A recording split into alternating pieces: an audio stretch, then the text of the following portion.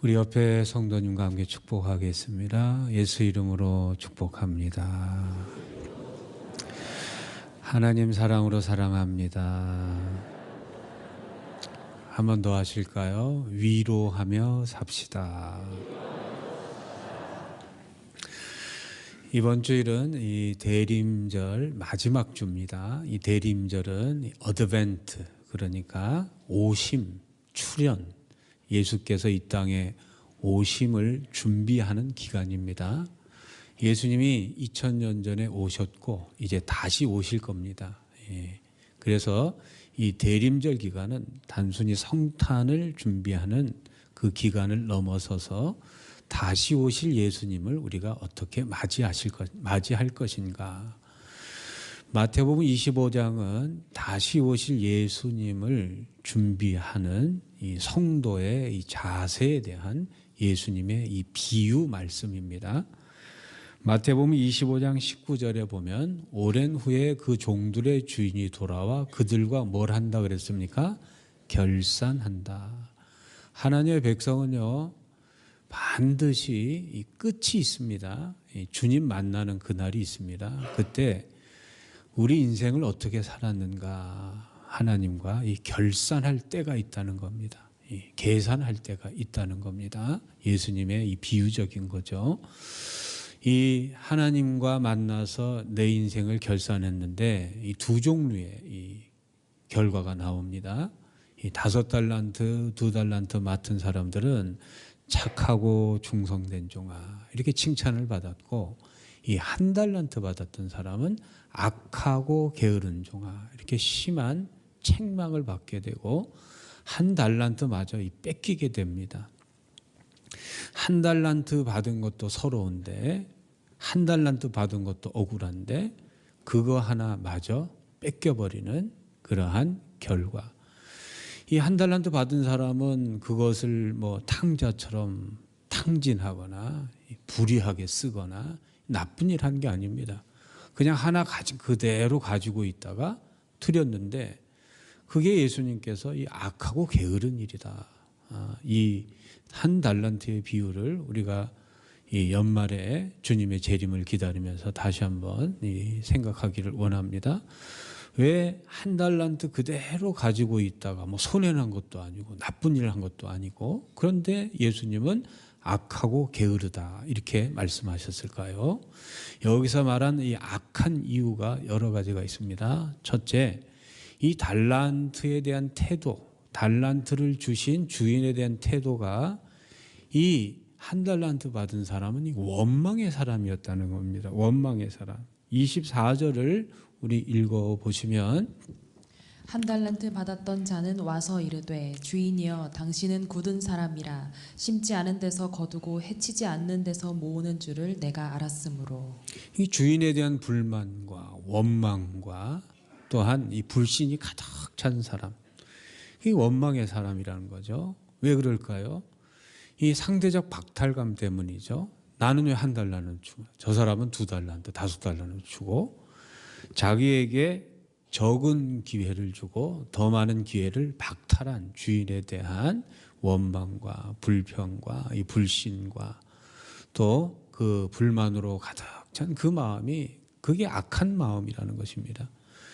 여러분, 이 원망하는 인생, 불만을 가지고 사는 인생, 불평하고 사는 인생은요, 반드시 그 결과가 뺏기게 됩니다. 내가 지금 가지고 있는 것도 다 뺏기게 돼요.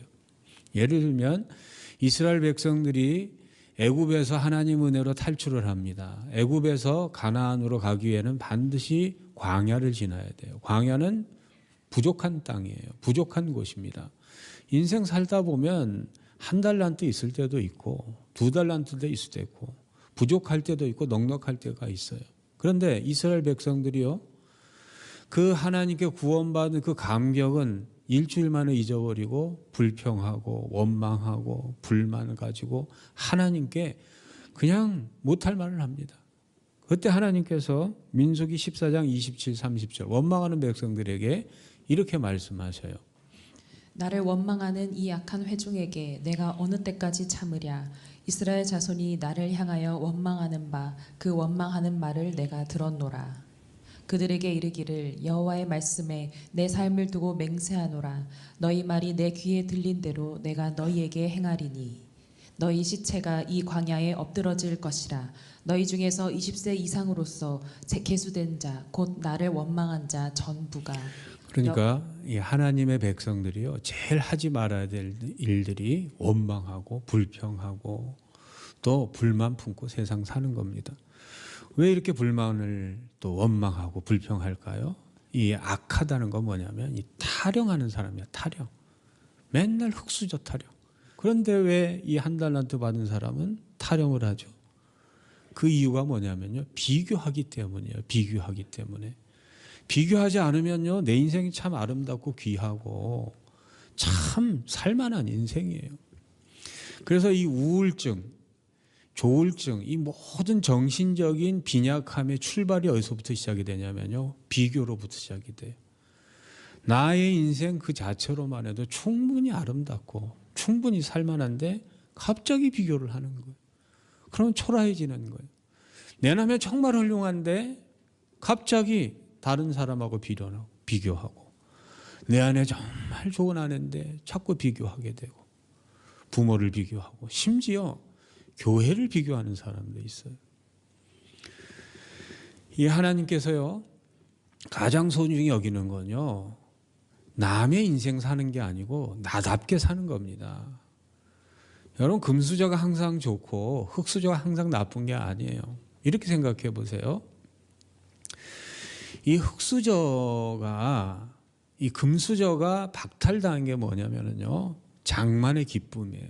흙수저도 태어난 사람은요, 아주 가난하게 살다가 조그만 냉장고 하나 사도 얼마나 기쁜지 몰라요. 그리고 이 차 한 대, 조그만 차 한 대 사도 얼마나 기쁜지 몰라요. 어쩌다가 잘 돼가지고 자그마한 평수에 아파트 하나 마련해도요, 얼마나 기쁜지 몰라요. 무에서 유를 얻는 그 기쁨은요, 하나님께서 그 안에 굉장한 엔돌핀과 다이돌핀을 이렇게 부어주는 그런 축복이 있어요. 금수저들이요, 태어나자마자 입에 금수저를 물고 태어나기 때문에 없는 게 없어요. 있는 게 당연한 그러한 존재예요. 그러니까 이 금수저가 박탈당한 게 뭐냐면 장만의 기쁨, 무에서 유를 얻어가는 그 기가 막힌 인생의 그 기쁨을 나면서부터 박탈당한 거예요. 하나님의 백성은 절대 비교하지 않습니다. 나란 존재를 창조하신 하나님을 바라보면서 날마다 감사하며 기뻐하며 감격 속에 사는 사람, 그 사람이 하나님의 백성인 줄로 믿습니다. 악하다는 게 뭐냐? 이 보관과 신탁을 혼돈하는 사람, 이 미련한 사람이죠. 마태복음 25장 14절에 보면 또 어떤 사람이 타국에 갈 때 그 종들을 불러 자기 소유를 맡김과 같으니. 이 소유를 맡겼다, 맡김에 해당한 파레도켄이라는 단어는 보관하라 소리가 아니에요. 이것은 어떠한 물건을 맡아서 투자를 해서 이익을 남기는 그러한 이 수익 행위를 기대하면서 그것을 신탁하는 걸 말합니다. 은행이 두 종류가 있죠. 그냥 보관해 주는 은행이 있어요. 돈을 보관하는데 돈을 받아요. 이 스위스 은행 같은 경우는 돈 받아가지고 아무 일도 안 해요. 그리고 돈 맡겨봤자 이자도 안 줍니다. 오히려 돈 맡아주는데 돈을 받는 은행이 스위스 은행이에요. 그런데 보통 은행은 돈을 맡겼을 때 이자를 줍니다. 신탁을 했기 때문이죠. 좀 쉽게 예를 들면 고대 사회에서는요, 이 종들에게 땅을 맡겼습니다. 땅을 맡겼습니다. 전부 소작인이어서 큰 지주들은 땅을 맡겼습니다. 그러면 어떤 사람에게 10,000평의 땅을 맡기면 맡긴 이유가 뭐죠? 가만히 내버려 두라는 게 아니잖아요. 그 땅을 갈고 또 씨를 주고 씨를 뿌리고 또 물을 주고 열심히 그 땅을 잘 갈고 이렇게 이 농사를 지어서 가을에 수확을 해서 주인에게 10% 20%를 주라고 맡긴 거 아니겠어요? 그런데 이 종은요, 보관하는 것과 신탁하는 것을 혼돈하고 있는 거예요. 아, 주인이 이것을 잘 가지고 있으라 그랬구나. 여러분, 이 땅에서 구원받았다고 해가지고 나는 이미 구원받았으니까 뭐 대충 살고 뭐 천국 가는 거 뭐 다 확정된 거 아니겠습니까? 여러분, 이 땅의 구원을요 시시하게 여기지 마세요. 귀하게 여기시길 주여로 소망합니다. 그냥 구원 그 보관하라고 주신 게 아니에요. 이 땅에 받은 구원을 잘 투자를 해서 천국의 이윤을 내는 존재로 살아라. 구원을 잘못 이해해가지고 이 개신교인들이요 정말 저주받은 그러한 인식이 뭐냐면 하나님의 구원을 너무 값싸게 여겨요. 그냥 구원받으면 끝인 줄 알아요. 아닙니다. 천국 가면 다 상급이 틀려요. 사도 바울도 말했습니다. 천국 가면요 공력이 다 틀리다 그랬어요. 어떤 사람은 나무로 지은 집이 있고, 어떤 사람은 지푸라기로 지은 집이 있고, 어떤 사람은 금으로 지은 집이 있고. 이 악하다는 것은 뭐냐면 주인의 능력을 불신하는 겁니다. 마태복음 25장 15절에 보면 각각 그 재능대로, 주인은 잘 아는 거예요. 이 종이 어느 정도의 능력이 있는지, 어느 정도의 그러한 관리 능력이 있는지 하나님은 다 아셔요. 누구에게, 여러분들의 인생에 이 정도 주면 그 분수대로 잘 인생 살 것이다. 교회도 마찬가지입니다. 하나님께서 어떤 분에게 많은 일을 맡겨요. 어떤 사람은 조그만 일을 맡겨요. 근데 불평합니다. 내가 저 사람보다 못한 게 뭐 있는데, 내가 저 사람보다 더 잘할 수 있는데. 그런데요 하나님이 다 알고 맡기신 거예요. 자기의 재능을 과대평가하거나 과신하게 되면 오히려 불행한 일이 생깁니다. 요만한 엔진에 큰 짐을 실어 놓으면요 결국에 가서는 무너지거나 망가지거나 이 큰 사고가 나는 거예요. 여러분, 한 달란트 소중한 겁니다. 한 달란트가 몇 데나리온이라고요? 6천 데나리온. 내 인생 정말 소중한 것입니다. 비교하지 마시고 하나님께서 내게 꼭 맞는 것을 주신 것을 감사하며 사시기를 주의 이름으로 축복합니다. 제일 내 인생에 준비해야 될 게 인격입니다. 인격이 준비되지 않고 이 재주가 덕이 앞서 가지고 이 인격보다 더 큰 일을 맡으면요 그게 재앙이 됩니다. 인격이 준비되지 않은 상태로 내 인생에 내 인격보다 더 큰 일을 맡게 되면요 이게 불행이 되고 저주가 되는 겁니다. 반면에 착하고 충성된 종은 왜 착한 종이냐, 왜 충성된 종이냐. 디모데전서 1장 12절 우리 같이 한번 읽어보시겠습니다. 시작. 나를 능하게 하신 그리스도 예수 우리 주께 내가 감사함은 나를 충성되이 여겨 내게 직분을 맡기심. 이 착한 청지기는 누구냐 하면요 맡겨주신 그 자체에 감사하는 거예요. 일의 크기나 양, 높이, 정도가 중요한 게 아니에요. 주인이 나에게 맡겨주신 그 자체를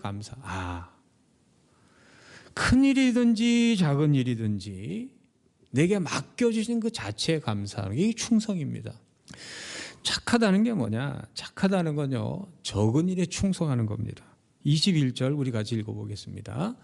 그 주인이 이르되 잘하였도다 착하고 충성되라. 내가 적은 일에 충성하였음에 내가 많은 것을 내게 맡기리니 내 주인의 즐거움에. 고린도전서 4장 2절에 뭐라고 기록되어 있습니까? 같이 읽어보겠습니다. 그리고 맡은 자들에게 구할 것은 충성이니라. 이 충성은요 일의 크기에 양에 높이에 인정받는 거에 상관없는 겁니다. 작은 것에 충성해야 큰 것에서 충성된 겁니다. 요셉 보세요. 아주 작은 일부터 노예로서의 그런 작은 일부터 감옥에 들어가서 또 작은 일부터 작은 일 잘하니까요. 나라를 하나님께서 맡기시잖아요. 다윗 보세요. 목동으로 살았습니다. 그 당시에 목동은요 노예보다 조금 나은 계급이었어요. 그 일 잘 감당하니까 나라를 맡기잖아요. 허드슨 테일러가 이런 말을 했습니다. 작은 일은 작은 일입니다. 그러나 작은 일에 충성하는 일은 대단한 일입니다. 한번 따라해 주시겠습니까? 작은 일은 작은 일입니다. 그러나 작은 일에 충성하는 것은 큰 일입니다. 작은 일에 충성하시기를 소망합니다. 착하다는 게 뭐냐? 16절에 읽어보면 5달란트 받은 자는 바로 가서 그것으로 장사하여. 그러니까 이 착한 사람은요, 즉시 순종합니다. 무언가를 맡기면요, 핑계대거나 거들먹거리거나 뭐 지체하거나 이런 게 없어요. 하나님께서 무슨 일을 맡기면 곧바로 가서 합니다. 착하다는 게 그거예요. 충성이 그겁니다. 마태복음 4장 19, 20절에 보면 이런 기록이 있어요. 말씀하시되 나를 따라오라 내가 너희를 사람을 낚는 어부가 되게 하리라 하시니 그들이 곧 그물을 버려두고 예수를 따르니라. 그러니까 예수님께서 부르시니까 그들이 곧 즉시 바로 뭐 꾸물럭거리지 않습니다. 꼼지락거리지 않아요. 그냥 곧바로 주님을 따르는 사람. 이 사람은 충성된 사람입니다. 여러분, 하나님께서 일을 맡기실 때 즉시 곧바로 충성하는 저와 여러분 되시기를 주의 이름으로 소망합니다. 마지막으로 마태복음 25장 20절 21절 우리 같이 한번 읽어보겠습니다. 한번 같이 읽어보세요. 5달란트 받았던 자는 5달란트를 더 가지고 와서 이르되 주인이여 내게 5달란트를 주셨는데 보소서 내가 또 5달란트를 남겼나이다. 그 주인이 이르되 잘하였도다 착하고 충성된 종아 내가 적은 일에 충성하였음에 내가 많은 것을 내게 맡기리니 내 주인의 즐거움에 참여할지어다 하고 이 예수님의 말씀을 찬찬히 들여다보시면요 세상적 관점은 5달란트의 관심과 초점이 갑니다. 그러니까 50억을 줬는데 50억을 남겼어요. 50억 잘 남겼다. 이 사장은 세상 사장은 그걸 칭찬할 거예요. 그런데 예수님은 뭘 칭찬하셨냐면 50억에 별 상관이 관심이 없으세요. 충성에 관심이 있습니다. 충성하다 실패할 수도 있고 충성하다 성공할 수도 있습니다. 어떤 배우가 그랬어요. 제가 똑같이 열심히 일하고 똑같은 노력을 했는데 어떤 노력은 어떤 연기는 천만 배우가 됐고 어떤 배우 역할을 한 거는 아무 상도 못 받았습니다. 그러니까 인생이라는 게요. 내가 꼭 노력한 것에 결과가 나오는 건 아니에요. 예수님이 이걸 아시는 거예요. 우리 인생 가운데요. 중요한 거는요. 결과가 아닙니다. 맡기신 일에 대한 충성. 그것이 예수님이 보시는 겁니다. 그래서 주님의 일 충성하다가 인생이 실패할 수도 있고 성공할 수도 있지만 여기서 말하는 5달란트의 이익은요. 이 이유는 이 땅에서 이윤이 아닙니다. 천국에서 이익이에요. 여러분 교회 열심히 봉사한다고 월급 줍니까? 선교사 사명 감당하다가 어떤 분은요. 이렇게 순교하시기도 합니다. 세상적으로 보면 실패한 겁니다. 그러나 천국의 관점으로 보면은요. 5달란트 남긴 겁니다. 여러분 하나님의 백성들은 반드시 이 땅의 삶을 다 살고 하나님 만나는 그날이 반드시 확정된 그날이 다가옵니다.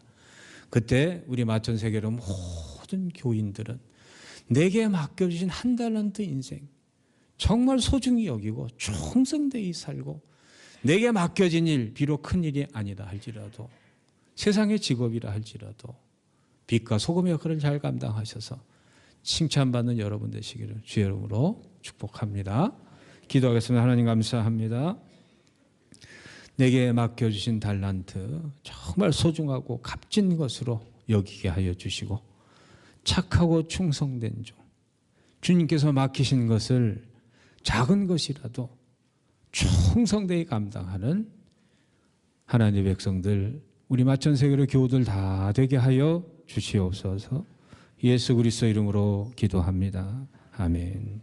지금은 우리 주 예수 그리스도의 은혜와 하나님의 영원하신 사랑하심과 성령님의 함께하심의 역사가 1달란트일지라도 그것을 소중히 귀중히 여기며 충성하며 살기를 소망하고 돌아가는 마천세계로 모든 교우들 머리 위에 그 가정과 자녀와 삶의 자리 위에 주의 몸된 성전을 위해 수고하고 애쓰시는 모든 헌신의 손길 위에 지금부터 영원토록 함께 하시기를 간절히 축원하옵나이다. 아멘.